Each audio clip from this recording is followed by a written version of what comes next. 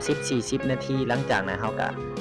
มาเปิดเบิ่งอีกเนาะก็ถือว่าไก่เฮาก็สุกแล้วหอมห้วยๆเนาะกลิ่นมันถือว่าหอมสบายดีมื้อนี้ก็มาอยู่ช่องพากิน Channel คือเก่าเนาะมื้อนี้เฮาได้ไก่มาเนาะตัวบักใหญ่เนาะเฮาไปซื้อมาก็นำไก่ที่เฮาซื้อมาล้างเนาะเพื่อเฮาจะมาเฮ็ดไก่อบสมุนไพรเนาะหลังจากที่เฮาล้างไก่เสร็จเรียบร้อยแล้วเนาะเฮาก็มาเตรียมเครื่องปรุงมันเลยเนาะบ่ว่าจะเป็นหัวชิงไข่ข่าขิงปักเทียมเนาะใบขี้หูดเฮาเตรียมเครื่องปรุงมันเรียบร้อยแล้วเนาะเฮาก็นำมันสิ่งที่เฮาเตรียมมาซอยบัดนี้ซอยเป็นน้อยๆบ่ว่าหัวชิงไข่มาซอยตามที่เฮากะเอาหั่นแหละเนาะหลังจากนั้นเฮาก็มาทุบปักเทียมบัดนี้ปักเทียมบ่จำเป็นต้องปอกก็ได้เวลาเฮาไปตำแล้วก็คนเลยหลังจากนั้นเฮาก็นำเอาขี้เหม็นมาซอยเป็นน้อยๆเนาะเฮาได้ขี้เหม็นมาเฮาซอยกะว่าเฮาพอแล้วก็เฮาก็มาเตรียมหัวหอมปอกจาก2หัว3หัวก็ได้แล้วเฮามาซอยเป็นน้อยๆนะซอยซ้ำเฮากะไว้เนาะหลังเฮาก็ซอยไปจัก 3-4 หัวนี่แหละเมื่อเฮาซอยแล้วก็ตามเฮาความต้องการแล้วเฮาก็เอาเครื่องปรุงทั้งหมดที่เฮาได้ซอยได้เฮ็ดมาเนาะมารวมกันบัดนี้มารวมกันเนาะก็จะได้ประมาณนี้แหละเครื่องปรุงมันเฮาก็จะนำมันเครื่องปรุงทั้งหมดมาตำให้มันเข้ากันเนาะหน้าตามัน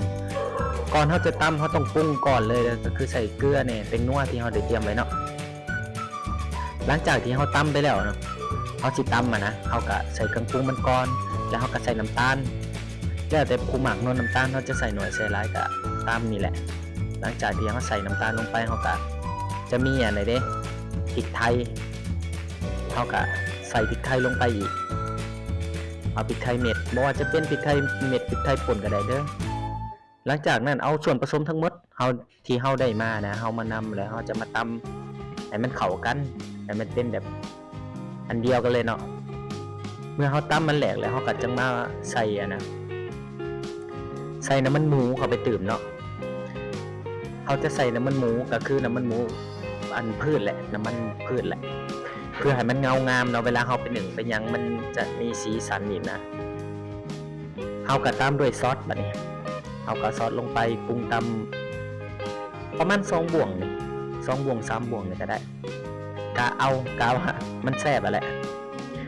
หลังจากที่เฮาปรุงแล้วเฮาก็ใส่น้ำปลาลงไปอีกหน่อยนึงใส่น้ำปลาลงหน่อยนึงแล้วก็น้ำซีอิ๊วเนาะแม็กกี้หน่อยนึงหลังจากที่เฮาปรุงเรียบร้อยแล้วเฮาก็มาคนให้มันเข้ากันเนาะคนปุ๊บ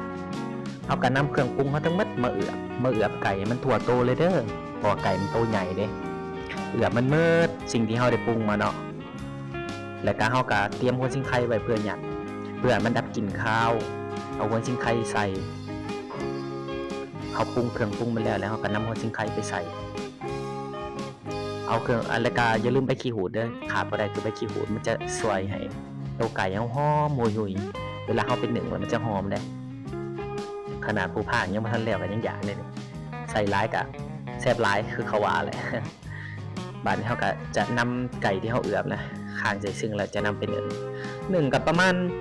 35-40 นะ 30-40 นาทีก็กะว่าสุกแล้วแหละเดี๋ยวเฮาจะมาเบิ่งอีกเนาะก็จะประมาณนี้แหละเฮาไปนึ่งนะ30-40 นาทีหลังจากนั้นเฮาก็มาเปิดเบิ่งอีกเนาะก็ถือว่าไก่เฮาก็สุกแล้วหอมห้วยๆเนาะกลิ่นมันถือว่าหอมเครื่องสมุนไพรที่เฮาได้เตรียมไว้ทำอิฐนั่นแหละเฮาจะรู้ว่ามันสุกหรือบ่สุกเฮาก็จิ้มมึงเนาะเอาบ่วงมาจิ้มมึงกาวมันอ่อนก็จิ้มหน้าตาไก่เฮาก็จะประมาณนี้แหละเวลาเห็นแล้วโอ้เป็นตาแซ่บได้ไก่เฮาก็แล้วพิธีเรียบร้อยเนาะก็จะประมาณนี้เดี๋ยวเราจะมากินคู่กับแจ่วส้มเนาะประมาณนี้เนาะมากินนำกันเด้อมื้อสุขสุคนก็เริ่มจิตถามก่อนเลยแต่เพื่อสิเฮ็ดได้ก็บ่แม่นง่ายก็บ่ได้เข้ามาติดตามก็ฝากกดไลค์กดแชร์หน่อยเด้อนี่ก็แม่นคลิปเอาเฮ็ดเนาะก็พอดีลองใหม่เลยนะคั่นสิว่าลองใหม่ๆเลยจิ๊กโอ้โธ่มากินนำกันเด้อ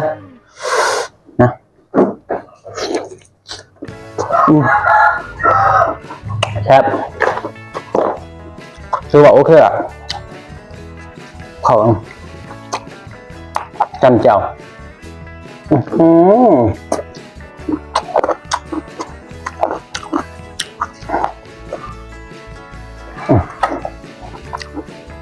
อย่าลืมฝากกดไลค์กดแชร์หน่อยเด้ออาจจะเป็นเพจน้อยๆว่าเขาจะมีคลิปยังมาให้เบิ่งอยู่กับประมาณนี้แหละอบไก่เฮา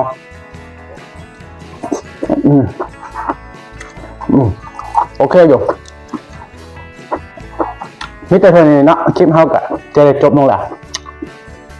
มื้อหน้าว่าเฮาสิมีคลิปยังให้เบิ่งใหม่โอเคบาย